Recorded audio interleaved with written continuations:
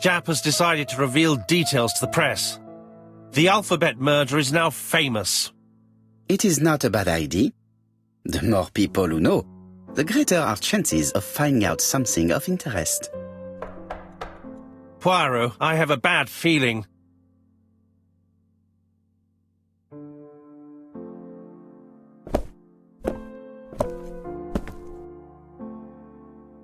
Poor Mr. Poirot, not so good at these little criminal matters as you thought yourself, are you? Rather past your prime, perhaps. Let us see if you can do any better this time. This time, it's an easy one. Churston on the 30th. Do try and do something about it. It's a bit dull having it all my own way, you know. Good hunting. Ever yours, ABC.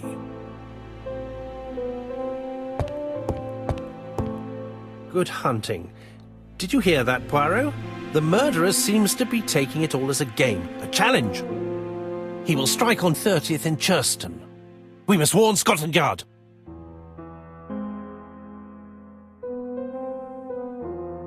No time to lose. We must prepare our suitcases for Churston. Mon Dieu, it is already 10 o'clock. I will call Scotland Yard immediately.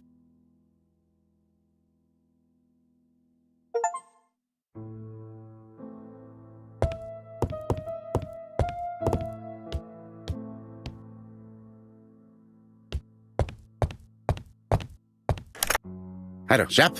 We received a new letter from ABC in the 10 o'clock post. Where and when? In Churston. Today. Today? I'll inform the population immediately. I'll check the train times. Call me back.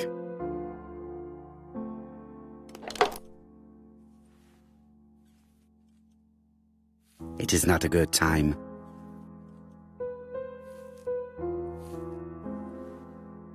Daily Flicker, July 30, 1935. ABC affair, no progress. The alphabet murderer is still on the run. Ever since the police found the connection between the Bexhill and Andover affairs, the inquiry has barely progressed. In this issue, we are publishing provocative letters sent by the killer to Hercule Poirot. Unfortunately, they have not yet helped to find him. Daily Flicker, July the 26th, 1935. The Bexhill Horror. Young maid strangled on the beach. Killer struck at midnight.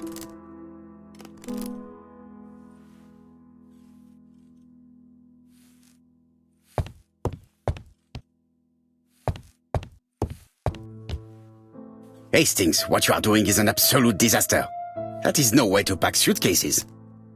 Heavens, we must hurry. We have to get to Churston before the murder.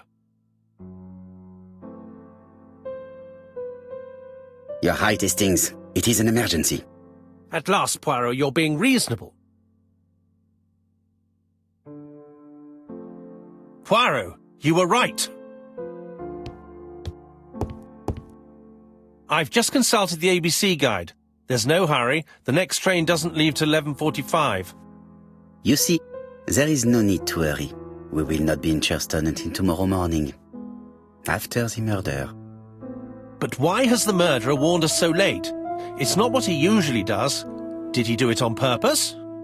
Very good question, Hastings. We should also compare the letter we have just received with the other two, although I have very little doubt about what we will find.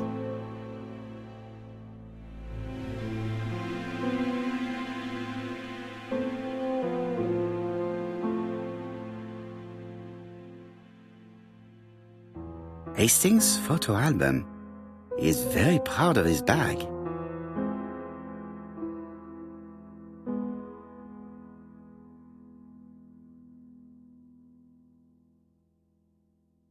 We've missed the 6:45 train, but we have plenty of time to catch the night train.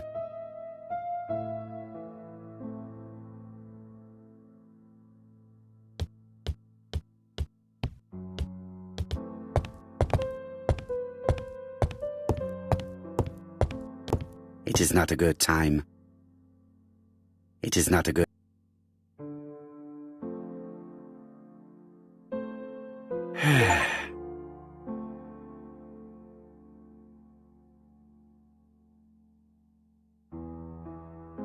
It is not a good...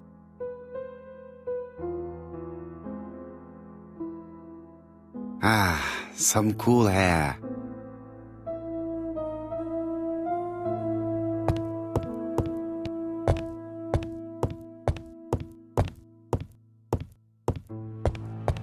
Hastings, it would appear that you are getting slightly thin on top. Really? I hadn't noticed. Miss Hastings tore the envelope.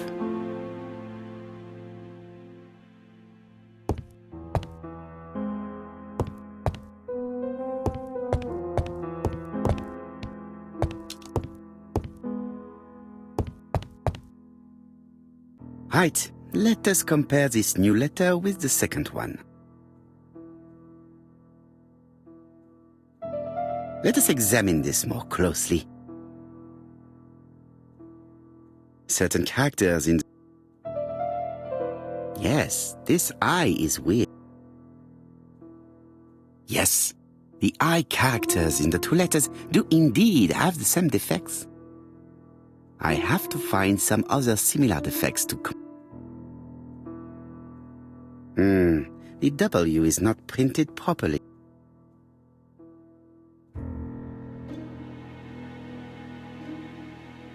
Of course, the W characters in the two letters do indeed have the same defects. I have to find some other similar defects to confirm my theory. Yes, the A appears to be quite unusual. That's right. The A characters in the two letters do indeed have the same defects. My theory was right. These two letters were written with the same typewriter. Let us now try and get our brain cells to work.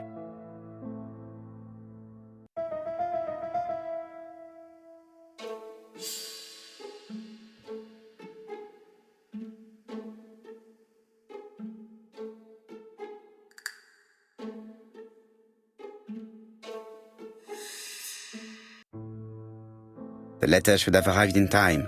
The postmark shows that it was sent 3 days ago. However, our man made a mistake in the address, which explains the delay. All the same, the post office took their time correcting the error. Come on, Poirot. Your address is not quite as well known as that of Scotland Yard. Poirot, the telephone. It must be Jap.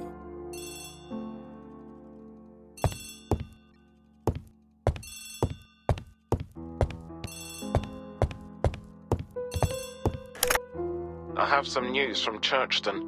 Bad news, I'm afraid. Sir Carmichael Clark was murdered while out on his evening walk. Sir Carmichael Clark. The name is familiar to me. He was a famous throat specialist, one of the best in London. A wealthy man, he retired to Combside, a beautiful house by the sea. He collected antiques. Are you going there? Yes, let's meet on the train.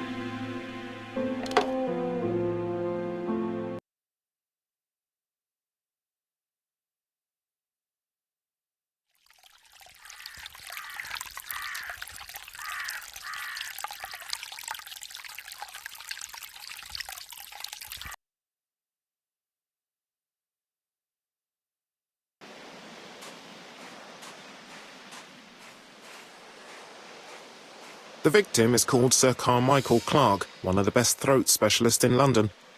The body was still warm when we found it. If we'd been warned earlier, we definitely could have saved him. It appears that the murderer made a mistake when he wrote his letter. A mistake? Lucky for him. And what if he did it on purpose? No. He's defined his madcap rules and he's sticking to them. It's a matter of pride for him. Shall we go up to the house, Poirot? You go, my friends. I will come soon.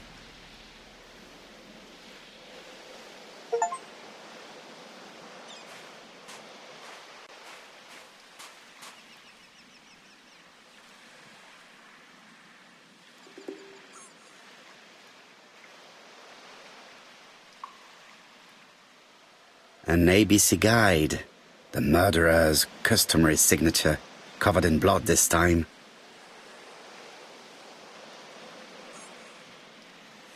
Sir Carmichael's throat was cut. It It's a clean incision, a professional murder. The gravel on the path has been sprayed with blood that covers a conical-shaped area, which starts at the body and becomes wider as it moves further from the bush. Apart from the wound to the throat, the body is untouched. No cuts, no bruises.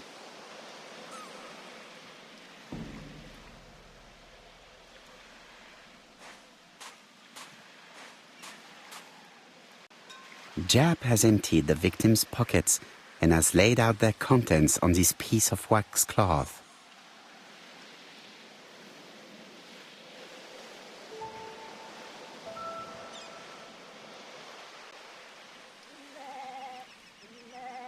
It is pointless.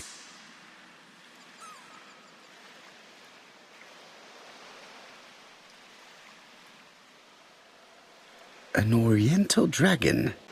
It's an old piece, much older than the pocket watch on which it was fastened.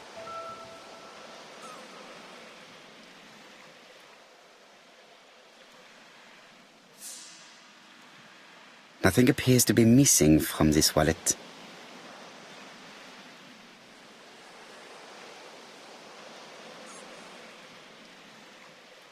A signet ring, very probably with the Clark family's coat of arms.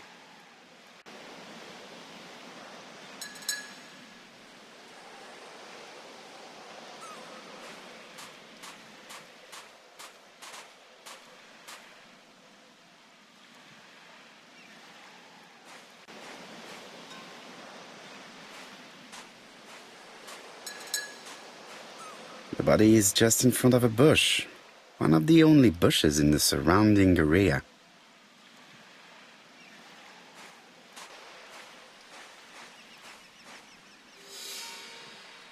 This place is very calming.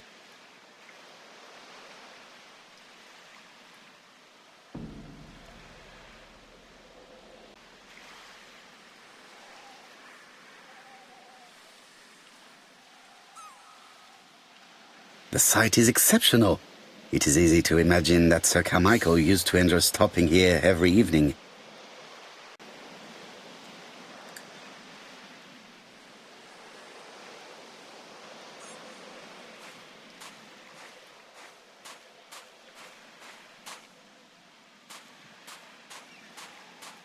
I'm not going to leave now. I still have some clues to...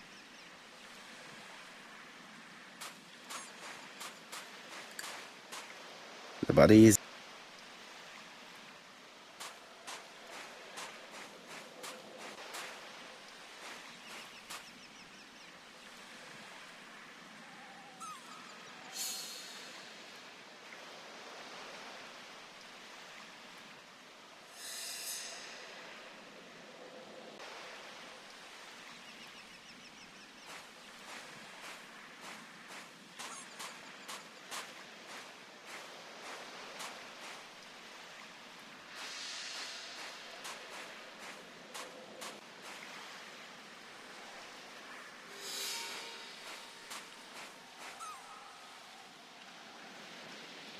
The site is exceptional.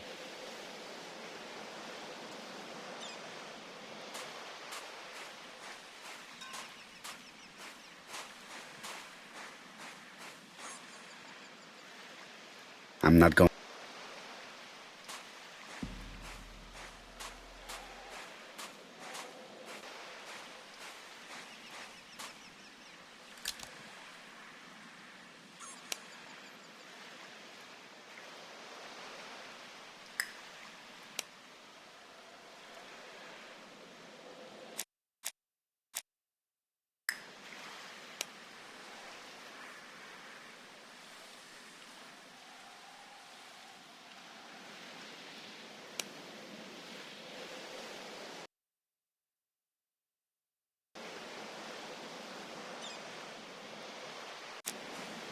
The vegetation behind the bush has been trampled.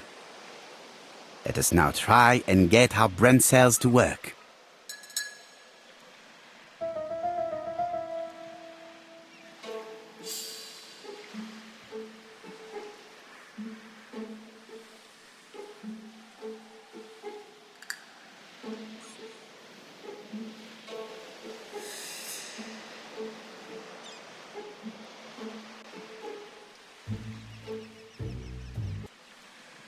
Sir Carmichael had his back to the bush when the killer cut his throat from behind.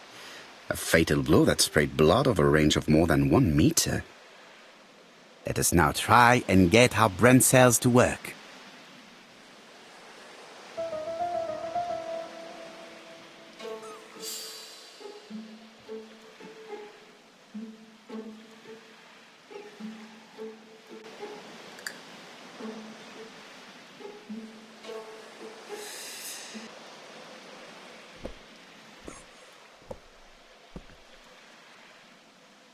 Have you finished, Poirot? Chief Inspector, many questions remain unanswered, but I am certain of one thing.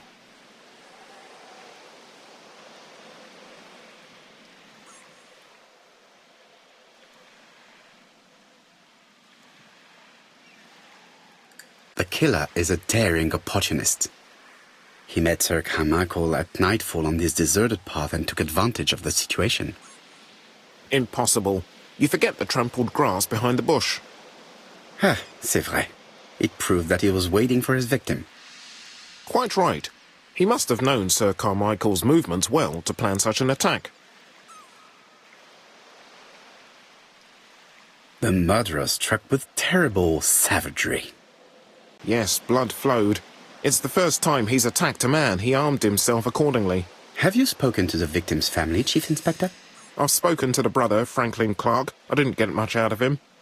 He's yours. I must get the body removed.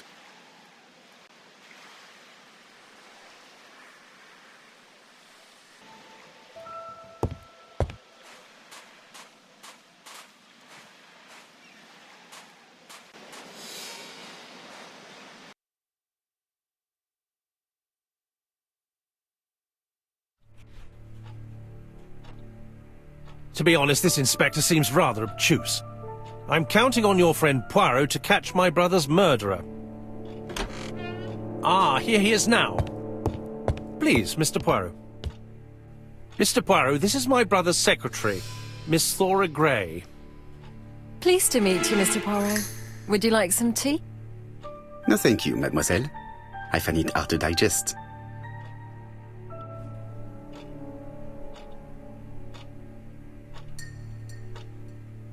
It is not the right time. It is not the right time. Hastings does not like very hot tea. He's going to blow on his cup for a good while before drinking. There is something elegant about her.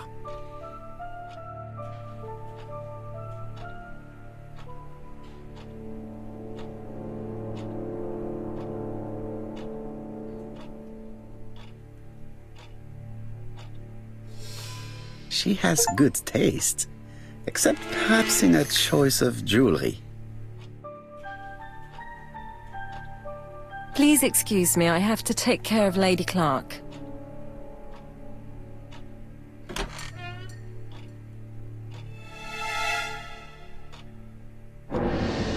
It is a once-in-a-lifetime My brother's wife is gravely ill. You will probably want to question her, but I fear that it won't be possible today.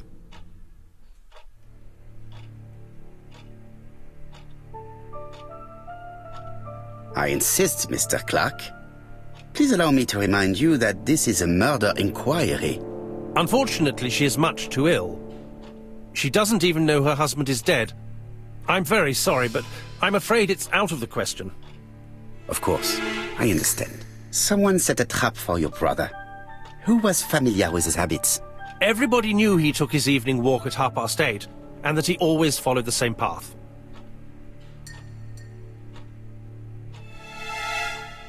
Was it a dark night? It was a new moon. I took a lantern. So it was you who found the body? Yes, along with the gardener. Have you seen any strangers around the house recently? No. As far as I know, nobody has been near the house.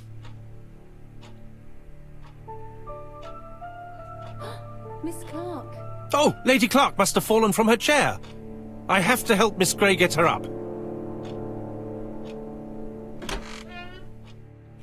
Hastings, while our host is gone, let's examine the drawing room. But, Poirot, a gentleman shouldn't... I take full responsibility. All you have to do is to leave the drawing room door ajar and let me know if anyone is coming.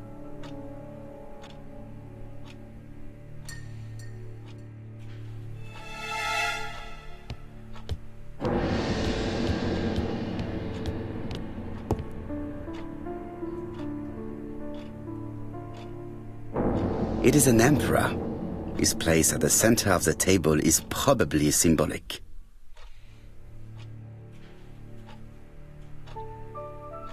Dragon, dragon, dragon. Sir Carmichael showed himself to be very consistent in his collection's theme. A tiger.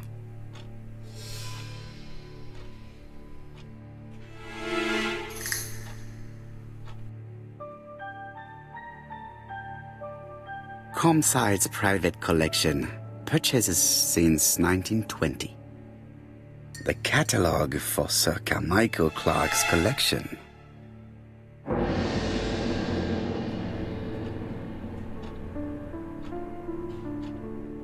A crane?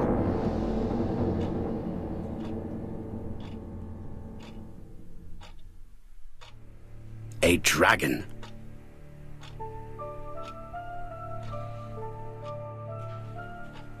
A turtle.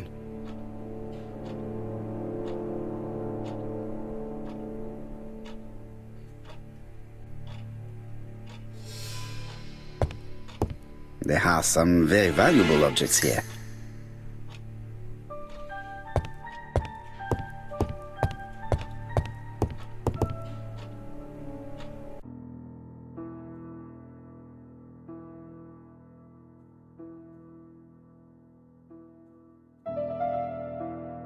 The cardinal points.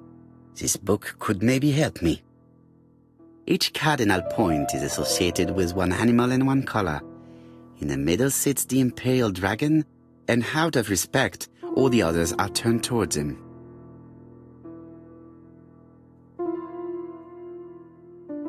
Turtle, the dragon, the crane, and the tiger. I think I've already seen this motif somewhere.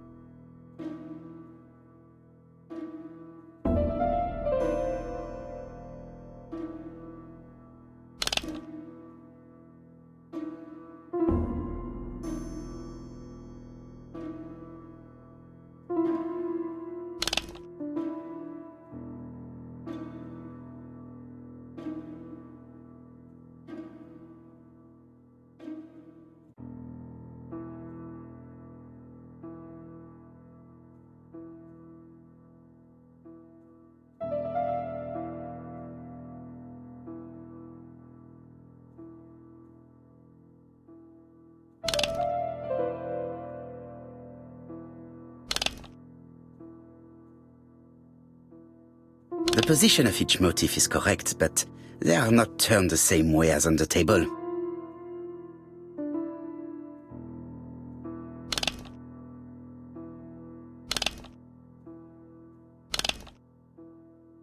The position of each motif is correct, but they are not turned the same way as on the table.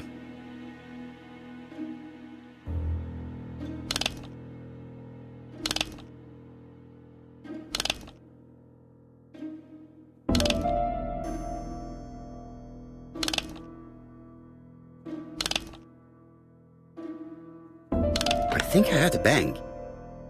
Could it be this cupboard? This is interesting.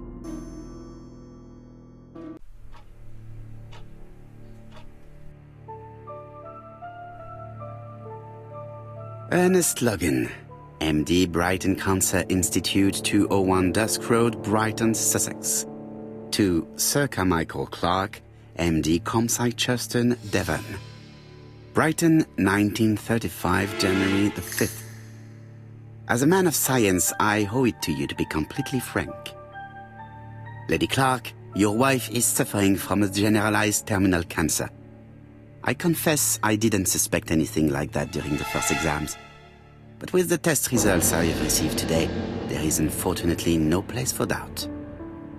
I estimate that Lady Clark's life expectancy is no more than 1 year. Hospitalization would not help in her case, so I advise you to keep her at home and provide her with as much morphine as required to ease her last moments. Yours sincerely, Ernest Logan.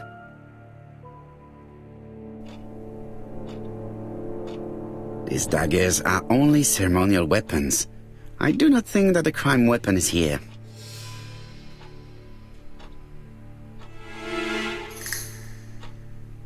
Here's Miss Grey. Sorry to keep you waiting. Lady Clark's condition requires regular care. I believe you want to ask me a few questions. Indeed, mademoiselle. This porcelain is remarkable. Is it old? It's about 3 centuries old, I believe. Wait, let me find the reference.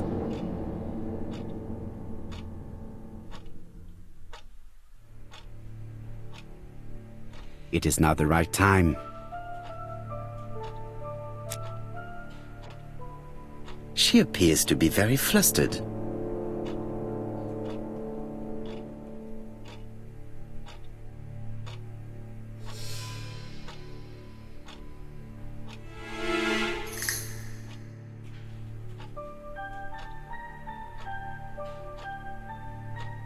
She is unable to hide her emotion, and her makeup has been disturbed. I think that this young woman has just been kissed. Here? Teapot with black dragon, Gangxi period, end of the 17th century.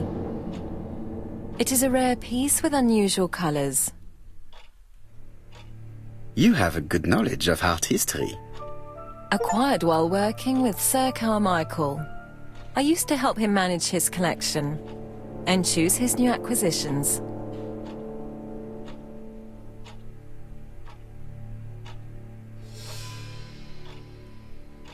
Did you have a good relationship with your employer? He treated me well, and I am sorry for his death. Have you seen any strangers hanging around in the past few days? No. Nobody has been near Comside.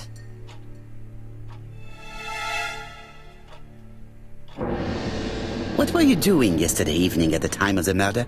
I was sleeping. I was woken by the telephone at 11. I heard Franklin Clark speaking with the gardener. They left with some lanterns and they found the body.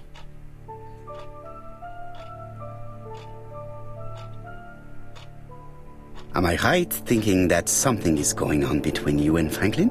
How dare you ask me such a question?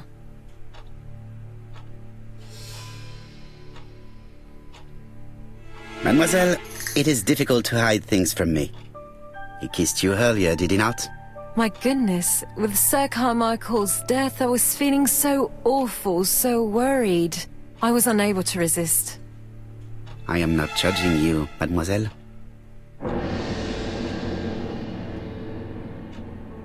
Miss Grey, if I may be so bold, please do not take offence.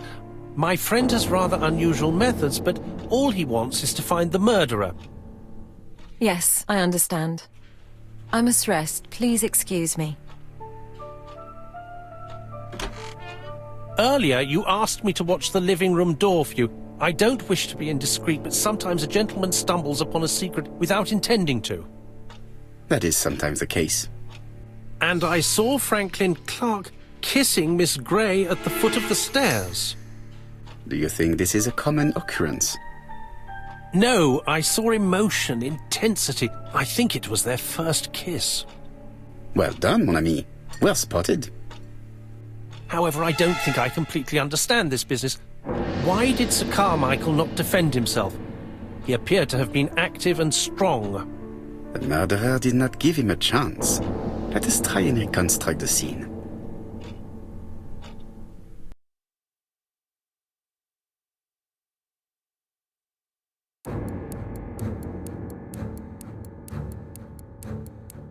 Sir Clark is taking his customary walk. Our killer is hiding behind a bush.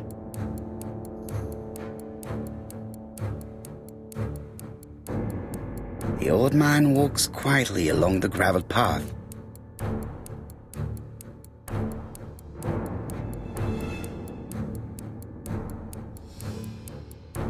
Then he turns towards the sea to gaze at it.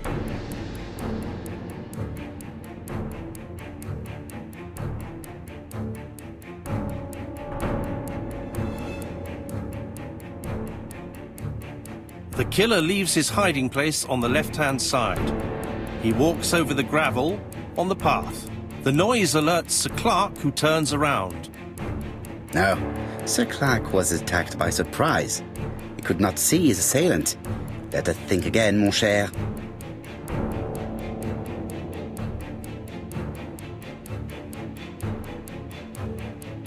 Sir Clark is taking his customary walk. Our killer is hiding behind a bush. The old man walks quietly along the gravel path.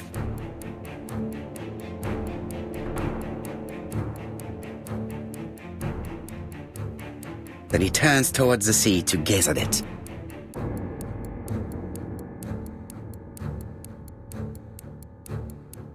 The killer leaves his hiding place on the right-hand side. He approaches silently over the grass.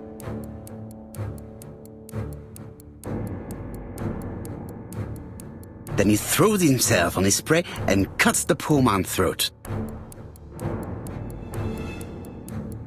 He then lays down the ABC before leaving. Everything appears to match the crime scene, mon cher Hastings. That is exactly what happened.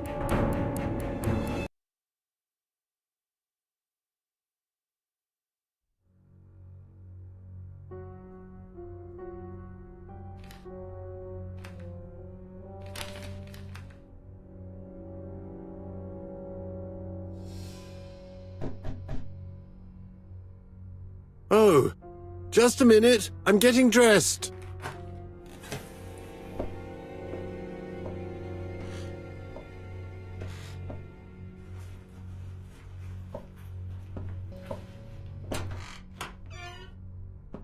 Mr. Kirst, have you recently returned from Churston?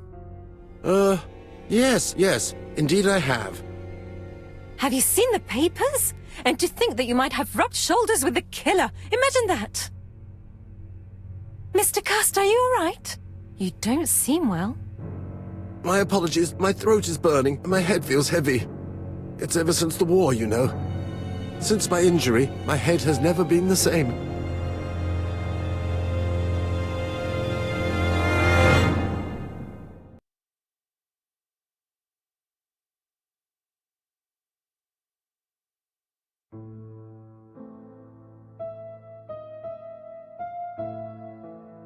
Poirot, it's a pleasure to be with you again after all these years. I looked for a gift to thank you, and I found this propelling pencil. An authentic collector's item. You spoil me, mon ami. And you more so by sharing investigations. Do not underestimate the help you are to me, Hastings. Intellect is not everything. There is also goodwill, and you are not short of that. Later, I will ask you to help me tidy up the room and bring some chairs. Our guest will be here soon. Ah, is Thora Grey coming? Naturally. She is a fascinating young woman, n'est-ce pas? Oh, come on, Poirot. I'm a married man. And Miss Grey has already been courted by Franklin Clark. Poirot, our guests will be here soon. We must prepare ourselves.